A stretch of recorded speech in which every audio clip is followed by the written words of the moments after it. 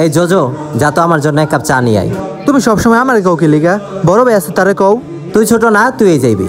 আমার জন্য আনিস। আইসা যাইতাছি।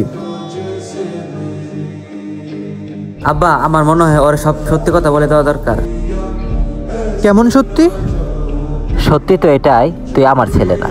তোরে আমরা ছোটবেলায় রাস্তা থেকে কুড়াইয়া আনছি, আর তুই কার ছেলে সেটাও আমরা সঠিক জানি না। আর আমার পরিস্থিতি এমন ছিল যে ওইখানে তোকে একাও রেখে আসতে পারি না। আর এখন যেহেতু তুই বড় হইছস, সত্যি তো কোনোদিন চাপা থাকে না। আর জমি জমা নিয়ে যাতে কোনো ঝামেলা না হয়, তার জন্য আগে থেকেই সব বইলা রাখতেছি।